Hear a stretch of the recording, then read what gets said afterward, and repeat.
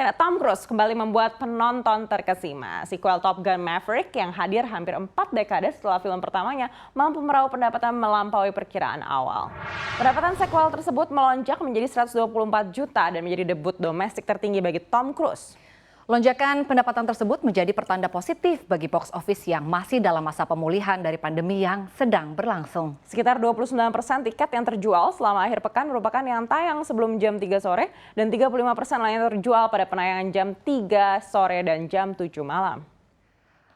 Menurut Intelligence ini menunjukkan bahwa sebagian besar penjualan tiket adalah untuk pertunjukan siang, periode waktu yang disukai penonton bioskop yang lebih tua, dan hanya 11% tiket terjual untuk pertunjukan yang diadakan setelah jam 9 malam.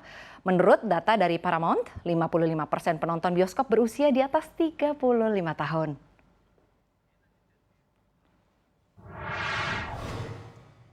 Sinta sudah nonton belum? Kalau belum nih, hari ini nih mau nonton nih, baru nanti nih. Jadi agak banyak spoiler, tapi nggak apa-apa ya kalau nonton hari ini.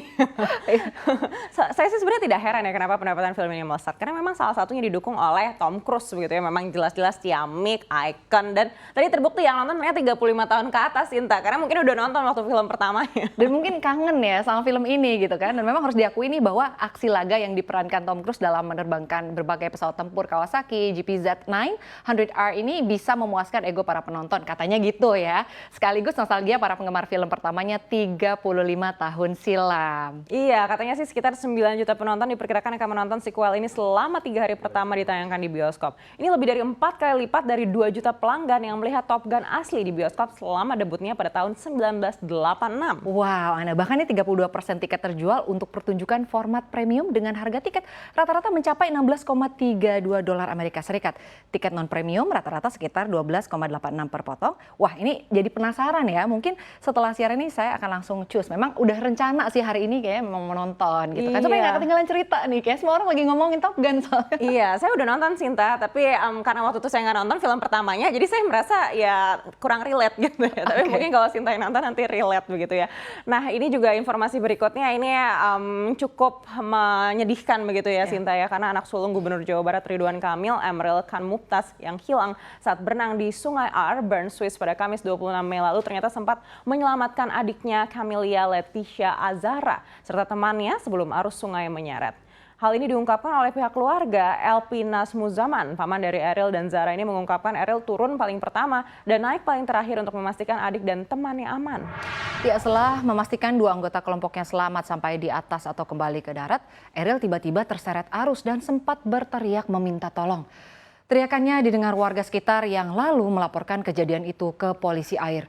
Di hilir, polisi sudah tahu posisi Eril akan kemana. Namun ternyata Eril terbawa arus sebelum berhasil naik ke daratan.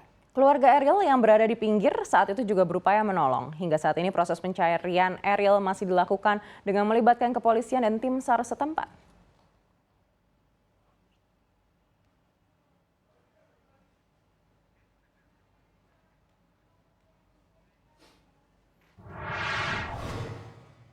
Ya Sinta, kalau berdasarkan informasi yang didapat dari keterangan pamannya Eril ini sebenarnya sudah memilih titik untuk lansia dan anak-anak untuk berenang dengan asumsi tidak akan berbahaya. Apalagi Eril dan rombongan turun ke sungai di area yang bertangga.